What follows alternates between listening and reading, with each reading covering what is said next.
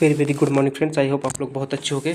मैंने आपको daily 20 question का प्रैक्टिस सेट देता हूँ। यदि आप 500 क्वेश्चन करके गारंटी लेता हूँ इन्हीं में से सारे क्वेश्चन आपको फंस जाएंगे एग्जाम में। बस ऐसे लास्ट तक आना चाहिए आपको। यदि आपको बिल्कुल मैथ नहीं आती है तो इसमें से जो जिस क्वेश्चन का जैसा कॉन्सेप्ट बताया जाए और आप सीखते जाना कि हाँ यदि इस कॉन्सेप्ट से दोबारा क्वेश्चन आया तो हम कर जाएंगे। ठीक है, तो ज़्यादा कुछ करने की जरूरत नहीं, सीधे चलते हैं अपने क्वेश्चन पे। और बस आपको टारगेट सीरीज नहीं फॉलो कर छोड़नी है। जो लोग कह रहे भैया स्कोर नहीं बढ़ रहा, मैंने स्टार्टिंग के वीडियो में कहा था 30 दिन फॉलो करने के बाद हम पे क्वेश्चन उठाना आके कि स्कोर नहीं बढ़ रहा है, तब तक आप पढ़ते रहिए 30 दिन। यदि मैं फिर पूछूंगा कि आपने दिल से टारगेट फॉलो किया था या नहीं किया था। चलो सीधे चलते हैं अपने क्वेश्चन पे। देखो हम पे प्रेशर रहता है कि इस क्वेश्चन को जल्दी कराया जाए। ये प्रैक्टिस सेट है, डेली हम 20 क्वेश्चन देते हैं, उनका सोल्यूशन भी दे दिया करेंगे, जिससे कि आप लोग सोचना कि हाँ देखो कितने क्वेश्चन हमसे हो पाते हैं। यदि आप इसमें से 18 क्वेश्चन करके तो आप यूपी पुलिस के जो मार्क जो क्या ना फाइनल एग्जाम होगा उसमें 20 में 20 करके आओगे। चलो क्वेश्चन देखते हैं। यदि संख्या 22 को 225 से विभाजित करने पर शेषफल के रूप में 33 बचता है, जब किसी भी छोटे संख्या को उससे बड़ी संख्या से विभाजित किया जाए, जैसे 38 से विभाजित किया 33 को, तो शेषफल हमेशा इतना ही आएगा। तो कोई भी कुछ भी दिया हो तो हमेशा शेषफल कितना बचेगा, 33 शेषफल बचेगा। और जब इसी संख्या को 15 से विभाजित करते हैं तो शेषफल कितना बचेगा, 3। भाई 225 है, उसको 33 से विभाजित करोगे, 33 को 225, तो शेषफल कितना आएगा, 33 ही आएगा। और फिर वही 33 को जब 15 से विभाजित करोगे तो शेषफल कितना बचेगा, 3 ही। इसका आंसर था ऑप्शन 2। अब इतना तो पता ही होगा अभाज्य संख्याएं क्या होती है। प्रथम 5 अभाज्य संख्याओं का औसत 2, 5, 7, 11, 2, 5 और बीच में 3 तो छूट ही गई है, बीच में 3 छूट गई है। 2, 3, 5, 7, 11, 11, 7, 18, 23, 3, 26 और 2, 28, 28 इनका योग हो गया। और टोटल संख्या कितनी, 1, 2, 3, 4, 5, तो 5 से भाग दे दो, तो 5 या 15, यानी 5 से 3/5 है, इसका आंसर आ जाएगा। जरा इस क्वेश्चन को देखो ध्यान से। रवि 40 दिन में करता है कोई कार्य, जो है रवि कितने दिन में करता है, 40 दिन में। वही काम सुमंत, यस लिख लो, कितने 50 दिन में करता है। टोटल कार्य कितना, इनका एलसीएम होता है 200 हो गया। अब इनकी यूनिट निकाल दो, 4 पंचे 20 और 5 चौके 20, इनकी यूनिट आ गई रवि और सुमंत की। अब क्या कह रहा है, ये पहले दिन से रवि कार्य शुरू करता है। पहले दिन कौन कार्य शुरू करता है, रवि शुरू करता है। तो पहले दिन जब रवि 5 यूनिट कर देगा और दूसरे दिन, पहले दिन रवि ने 5 कर दिया, दूसरे दिन सुमंत ने 4 कर दिया, तो 2 दिन में काम कितना हो जाएगा, 2 दिन में काम कितना हो जाएगा, ध्यान से देखो। 2 दिन में काम आपका हो जाएगा 9, हो जाएगा कि नहीं हो जाएगा। जब 2 दिन में काम 9 हो जाएगा तो उसी प्रकार जैसे कि हम डायरेक्ट यहाँ पे किससे गुणा करते, पता है 9 काम आ गया तो 20 से गुणा कर देते। देखो कैसे, 200 है, 200 को जब 9 से भाग दे दोगे, 9 दूनी 18, 9 दूनी 18 यानी कि 22 आएगा। यदि हम 22 से दोनों पक्षों में मल्टीप्लाई कर देंगे 22 से, तो 22 नेमा कितने होते हैं, 22 नेमा 198, यही तो होते हैं। और 22 दूना 44, यानी कि 44 दिन में टोटल काम कितना हो जाएगा, 198। अभी भी क्या बचा है, 2 काम बचे हैं और 200, क्योंकि 200 टोटल काम था, 198 हो चुका 44 दिन में, तो काम कितना बचा, 2, तो 44 दिन ये हो गए, प्लस जो 2 काम बचेंगे, 2 काम बचेंगे कौन करेगा, क्योंकि स्टार्टिंग किसने की थी, रवि ने, तो रवि की क्षमता कितनी है 5, तो 2/5, 44 से 2/5, इसका आंसर हो जाएगा, ऑप्शन सी इज राइट। अब इस क्वेश्चन को देखो, 2 वर्ष दिया है, हमें मूलधन से मिश्रधन पे जाना है, तो 4900 की राशि है, इसमें ब्याज मिलता है 725 का। जब 4900 में 725 जोड़ देगा तो 5625 आ जाएगा, 5625। और बल्कि 2 वर्ष है, ये 3 वर्ष होता तो क्यूब रूट निकालते, और बल्कि यहाँ पे 2 वर्ष है, इसका स्क्वायर रूट निकाल दो, इसका स्क्वायर रूट निकाल दो। 4900 ये 70 का हो जाएगा स्क्वायर रूट, और ये हो जाएगा 75 का, क्योंकि 75 का जब स्क्वायर करोगे तो 75 गुणे 75, और लास्ट में किसी भी संख्या के लास्ट में यदि 5 है तो उसका स्क्वायर क्या नाम गुणा करने की तकनीक होती है 55 25, सीधे सीधे इनका 25 लिख दो और ऊपर वाले में 1 जोड़ दो, 1 जोड़ दो और फिर गुणा कर दो। 7 1 8 8 7 56, यानी कि 75 का स्क्वायर है, डायरेक्ट निकालने की ट्रिक होती है। 75 और 5 से काट दो, 14 और 15, 1 का फ़ायदा हो रहा है कितने पे, 14 पे, मल्टीप्लाई बाई 100 मतलब 0 0, तो कितना हो जाएगा 50/7, यानी कि 7 सही 1/7, यानी कि ऑप्शन सी इज राइट, इसका आंसर सीधा हो जाएगा। अब जरा इस क्वेश्चन को देखिएगा। एक व्यापारी अपने सभी सामानों पर 8% की छूट देता है। 8% छूट का मतलब देखिए वैल्यू याद होनी चाहिए, 1 2 3 4 5 6 7 8 1 से 20 तक की। 8% की हमें पता 2/25 होती है, तो छूट देता है। छूट किस पे मिलती है, एमपी पे, तो यहाँ पे लिख दो एमपी, ठीक है। एमपी कितनी, 25, और फिर बचेगा क्या, ईएसपी, क्योंकि जैसे मैं कॉन्सेप्ट बता भी चुका हूँ ये लॉस और प्रॉफिट वाले में, और मैंने पहले टारगेट भी करवाया था। तो 25 की चीज़ 2 की छूट मिलती है, 25 रुपये पे 2 की छूट मिलती है, कितना 23। आगे देखो 15% का लाभ है, तो लाभ हमेशा सीपी पे होता है। सीपी 15% की वैल्यू 3/20 होती है, 3/20 होती है, यानी कि 20 की चीज़ें 23 की हो गई। देखो यहाँ पे भी जोड़ने पे लाभ होता है, तो 20 की 23 हो गई, और यहाँ से 25 माइनस 2 23 हो गई, इसलिए मैंने सीधे सीधे लिख दिया है, ठीक है। अब इसका आंसर देखो क्या कह रहा है कि 250 उसका अंकित मूल्य है। जो 25 क्या नाम 25 की जो वैल्यू दी गई वो 250 दी गई, तो 1 की वैल्यू कितनी आ जाएगी, 10, यही पूछा जाए कि पूछा क्या गया है, क्रय मूल्य। क्रय मूल्य मतलब सीपी, एक की वैल्यू 10 आ गई तो 20 की वैल्यू कितनी आ जाएगी 200, तो इसका क्रय मूल्य कितना हो जाएगा 200। यही पूछा जाए एसपी कितना हो जाएगा 230 हो जाएगा। तो ऑप्शन सी इज राइट। एक क्वेश्चन कल भी आया था मॉक में और पिछला भी आया था। यदि इसी तरह सारे कॉन्सेप्ट सीख गए तो काम हो जाएगा। अब देखो क्या कह रहा है कि पहली वस्तु पर 20% का लाभ 120 लिख दो, ठीक है। दूसरे पे क्या कह रहा है 20% की हानि होती है 80 लिख दो, क्योंकि 100 मानते हैं, 100 से घटा दो 20 80, और 20 एक्स्ट्रा है तो 120। और क्या कह रहा है ओवरऑल निकालना, ओवरऑल लिखा जाता है एक्स, और जो नीचे लिखा जाता है C1 C2, मतलब क्रय मूल्य का C1 और C2 आता है, इनका 150 अनुपात 300, इनका रेशियो हमेशा निकाल देना। 150 1 150 150 दूना 300, तो 1:2 आ जाएगा कि नहीं आ जाएगा। अब देखो सीधा पहले इसका गुणा करते हैं 120 प्लस फिर इसका गुणा करते हैं 8 दूनी 16 160 बटे इनको जोड़ देते हैं, जो नीचे वाली चीज़ें होती हैं इनको और इनको जोड़ देते हैं, तो कितना हो जाएगा 2 1 3 बराबर 280/3। जब 280 को 3 से भाग देगो 3 9 27 और बचा कितना एक भैया 10 3 10 3 सॉरी 3 3 9 90.93.33 इसका आंसर आ जाएगा। लेकिन ये 100 से कितना कम है, लाभ या हानि हमेशा 100 पे काउंट की जाती है, तो 100 से कितना कम है 6.67 कम है, इसकी हानि होगी। ये 100 से ज़्यादा होता तो लाभ होता, 100 से कमाई तो हानि, नहीं कि 6.67 इसमें हानि हो रही है। बाबू भैया इस क्वेश्चन को बड़ा ध्यान से सुनना, नहीं तो ऊपर से निकल जाएगा पता नहीं। देखो हम कितना भी मान लें, हमें एक संख्या माननी होती है, वो हम मान ले रहे हैं। टोटल संख्या यहाँ पे 100 मानोगे तो काम नहीं चलेगा। ये चीज़ हमें सोचनी पड़ती है और ये चीज़ तभी आती है जब हम बहुत ज़्यादा प्रैक्टिस कर लेते हैं। यदि आप 100 भी मानोगे तब भी हो जाएगा, लेकिन आपका कैलकुलेशन बहुत हार्ड हो जाएगा। इसमें आप 10,000 मानो, 10,000, ठीक है। 10,000 मैंने मान ली, टोटल पंजीकृत मतदाताओं की संख्या क्या है 10,000, ठीक है। अब देखो आगे क्या कह रहा है कि डाले गए 2% वोट अवैध हो गए, 2% मत अवैध हो गए, 2% अवैध हो गए तो बचे कितने वैध मत, कितने बचे 98%। यही तो बचा 98%। सबसे पहले एक चीज़ तो गलत हम कर ही रहे हैं, क्या कर रहे हैं कि 12% मतदाताओं ने अपना मत नहीं डाला। जब 12% नहीं डालेंगे तो 88% डालेंगे ना, तो 10,000 का 88% कितना हो जाएगा 8800, यही हो जाएगा। फिर आगे क्या कह रहा है 2% अवैध घोषित हो गए। जब 2% अवैध घोषित हो जाएंगे तो 8800 का 2% कितना हो जाएगा, 2% कितना हो जाएगा 8800 का जब 1% हो गया 880, 1% हो गया 88, 1% हो गया 88, तो 2% कितना हो जाएगा 176। अब फिर माइनस इसमें से 176 कर दो, माइनस 176, तो बचेगा कितना 4 2 8 6 यानी कि 8624 बचेगा, क्योंकि 2% अवैध घोषित कर दिए गए। देखो लाइन ध्यान से सुनते जाना। अब क्या बचा कि इस प्रकार केवल 2 ही उम्मीदवार थे, इस चुनाव में केवल 2 ही उम्मीदवार थे। बहुत अच्छी बात। कुल पंजीकृत मतदाताओं में से कुल कितने थे 10,000 थे, ध्यान रखना 10,000। कुल पंजीकृत मतदाताओं में से 46% मत विजेता को प्राप्त हुए। जो विनर था उसको 46% मिलेंगे, तो उसे कितने मिल जाएंगे 4600, 46% का 4600 मिल जाएंगे विनर को। और हारने वाले को अब देखना ध्यान से, मत प्राप्त करके विजेता अपने प्रतिद्वंदी को 1,044 मतों से हरा देता है। जब खुद सोचो कि इसको 4600 वोट मिल गए, 4600 वोट मिल गए, और तो हारने वाले को कितने मिले होंगे, टोटल वोट 8624 पड़े थे जो वैध मत थे, तो हारने वाले को कितने मिलेंगे, लूजर को लिख दो, ये इसमें से घटा दो कितना 4 2 0 और कितना बचेगा 8 में से 4 गए 4, 4024 ही बचेंगे जो किसको लूजर को प्राप्त है। अब आगे देखो क्या कह रहा है कि चुनाव में पंजीकृत मतदाताओं की संख्या निकाली, हाँ, और विजेता प्राप्त करके प्रतिद्वंदी को 1040 मतों से हरा देता है। देखो अब 1040 मतों से हरा देता है, खुद सोचो कि विनर को इतने मिले, लूजर को इतने मिले, तो हराया कितनों से, कितने से हराया, घटा दो यहाँ से, 10 में से 4 गए 6, 10 में से 4 यहाँ से घटाना पड़ेगा ना, 10 में से 4 गए 6, यहाँ 9 में से 2 गए 7, 9 में 2 गए 7, यहाँ पे बचे के 5, 576 है। इसकी जो वैल्यू कितनी दी गई है 10,000, वो 1044, यही तो वैल्यू दी गई 1044 दी गई। जब इसे हम काटोगे किससे 576 इक्न 576, और यहाँ पे 1 की वैल्यू कितनी आ जाएगी,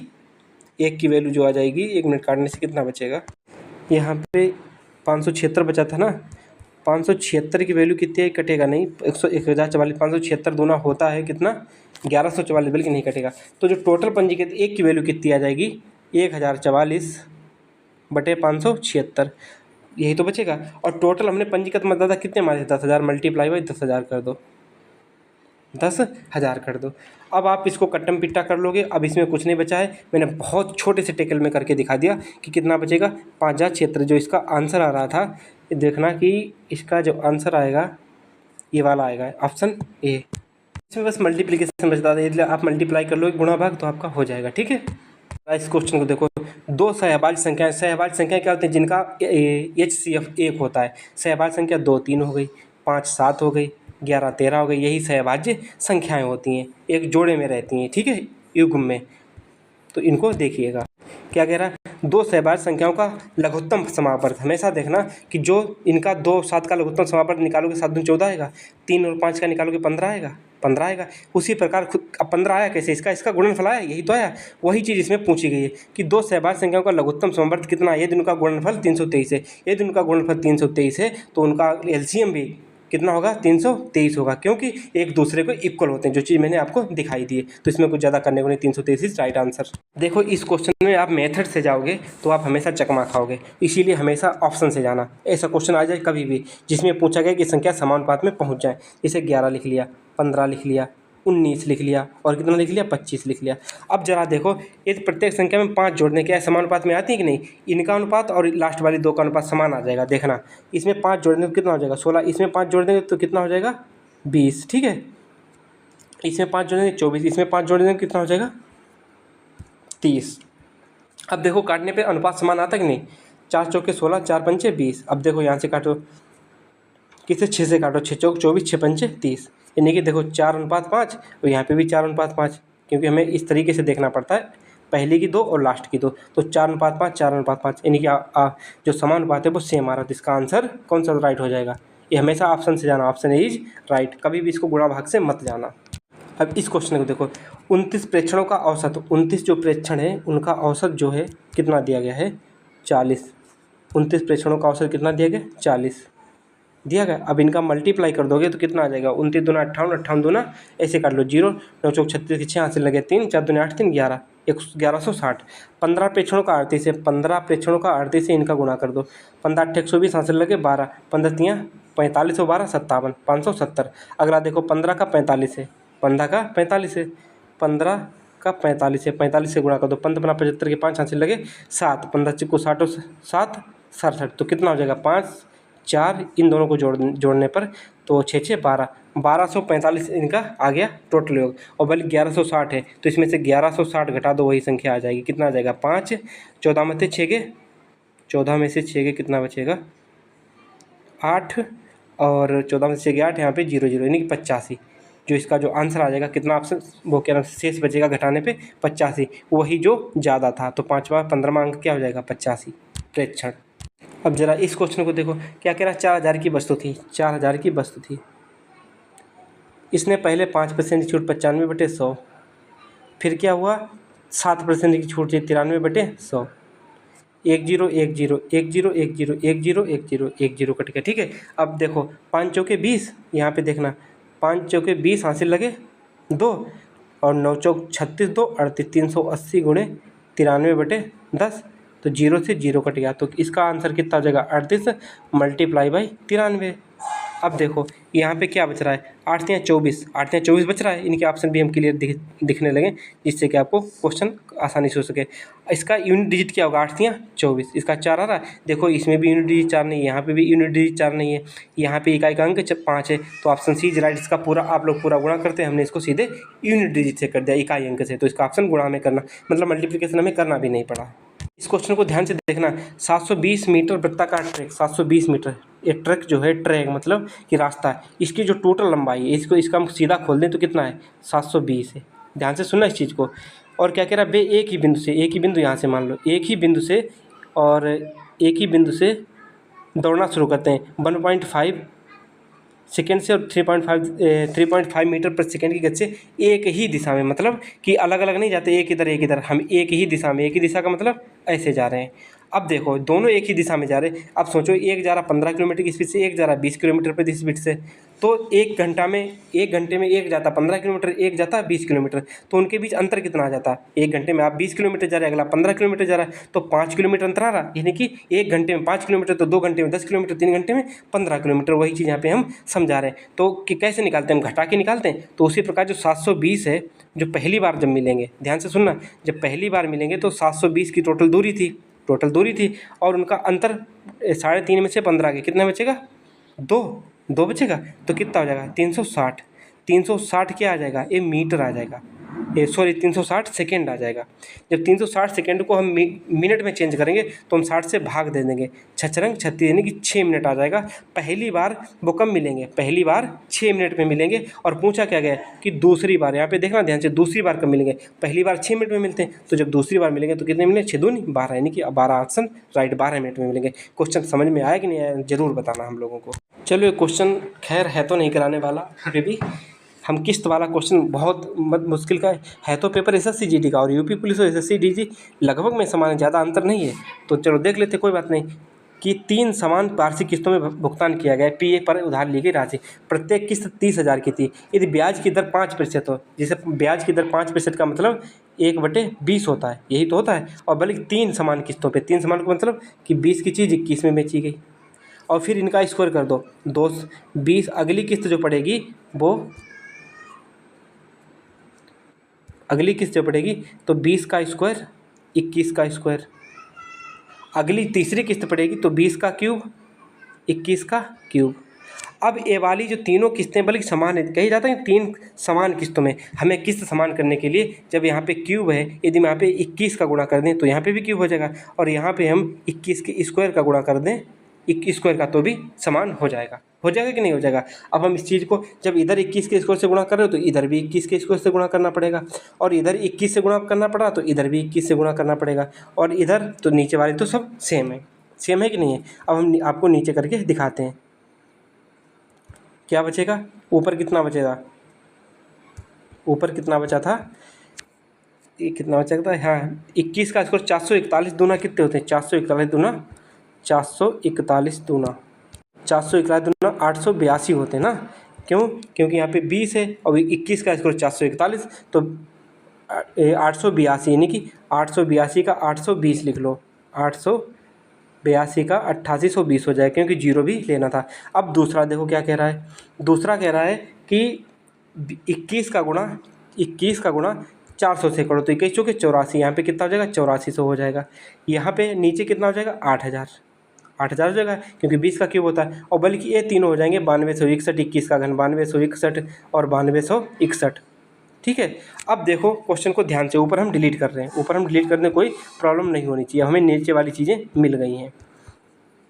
देखो अब क्या कह रहा है कि प्रत्येक समान किस्त थी। किस्त प्रत्येक समान देखो कौन कौन सी है? 9261 है, यानी कि 9261 की वैल्यू कितनी दी गई? 3000 और 30,000। ठीक है, तो 1 यूनिट की वैल्यू कितनी हो जाएगी? 30,000 बटे 9261। अब मल्टीप्लाई बाई, अब पी पूछा गया। पी क्या है? इन तीनों का योग है। इन तीनों का योग ऊपर कर दो चाहे नीचे कर दो, एक ही तो बात है। इन तीनों का योग कितना आएगा? 0, नीचे से ऐड कर रहे, ठीक है। 0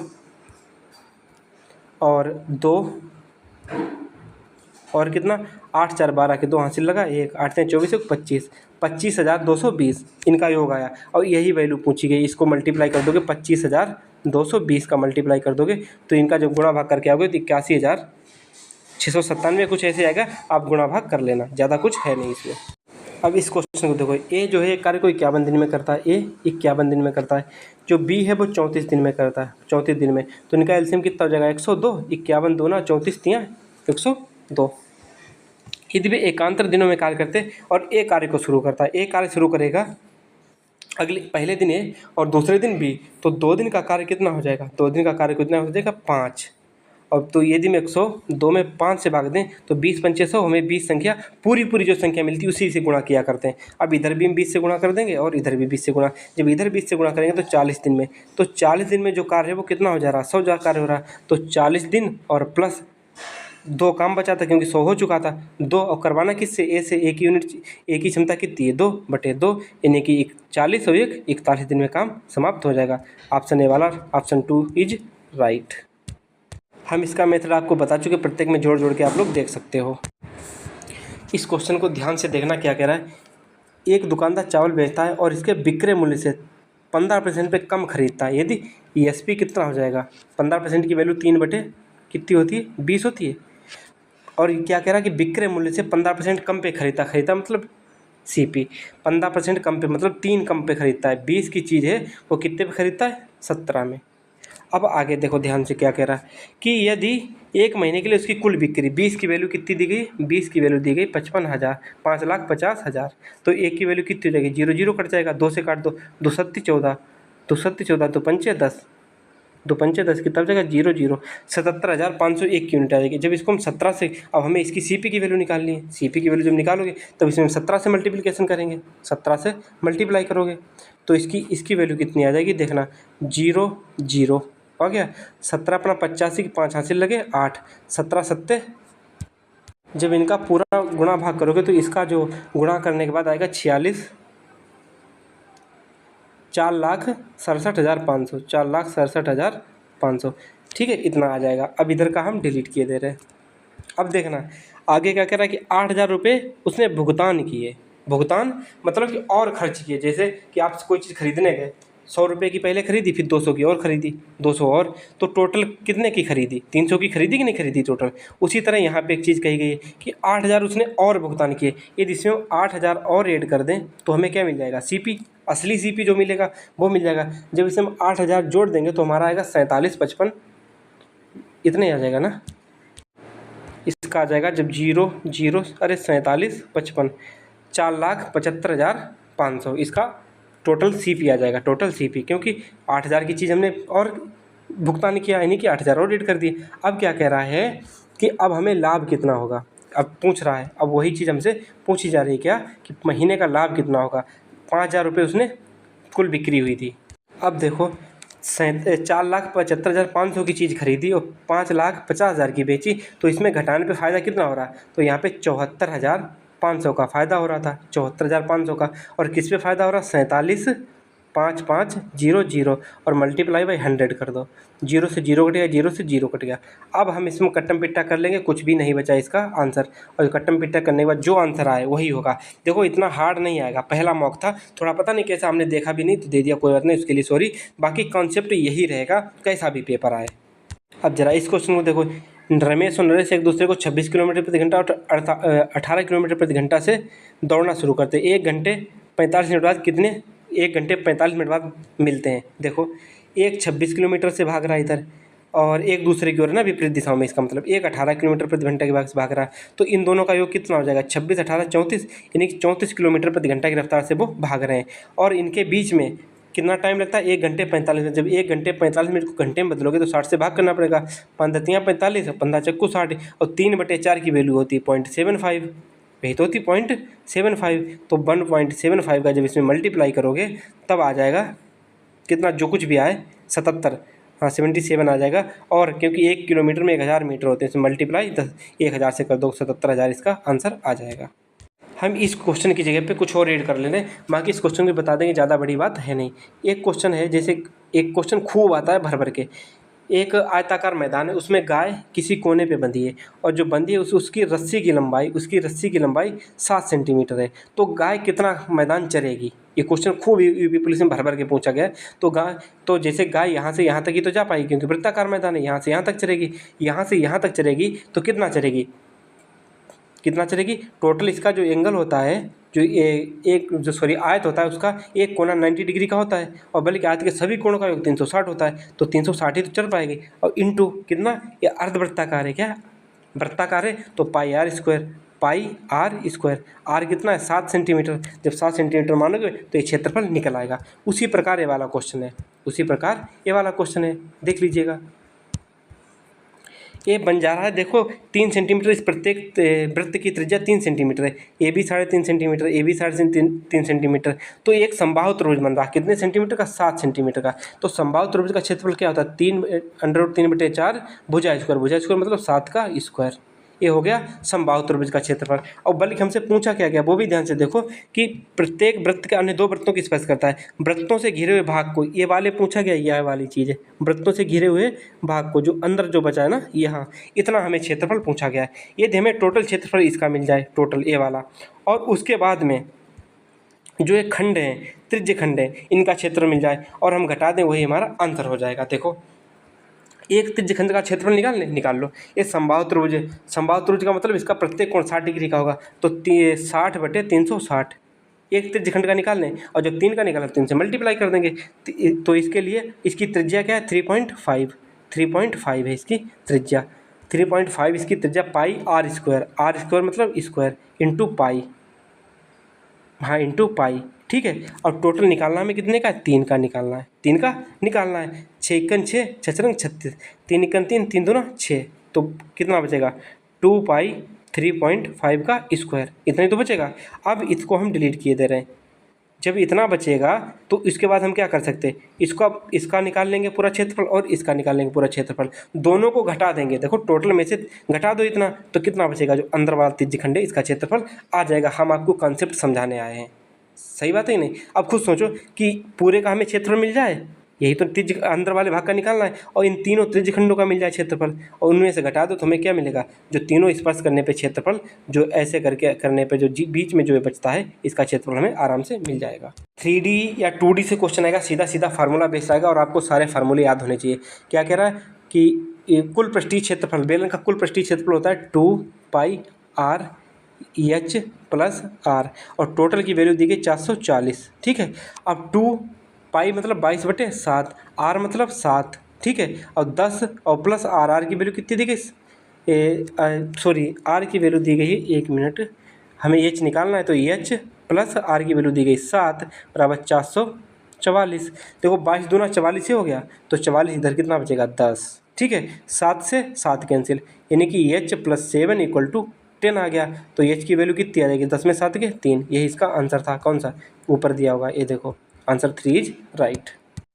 आई होप आप लोगों ने इतने क्वेश्चन सॉल्व किए होंगे, मैथ का सलूशन आपका ये हो गया। अभी थोड़ी देर में रीजनिंग का सलूशन डालेंगे, उस रीजनिंग के सलूशन को जरूर देखना आप लोग, मेरी आपसे रिक्वेस्ट जरूर है, ठीक है। जो रीजनिंग वाला सलूशन है उसे देखना और फिर बताना क्वेश्चन क्यों नहीं हमसे टेकल होते, क्योंकि उसमें हम थोड़ा एक्स्ट्रा क्वेश्चन लाएंगे अपनी तरफ से। बाय बाय, टेक केयर, मिलते हैं नेक्स्ट वीडियो में।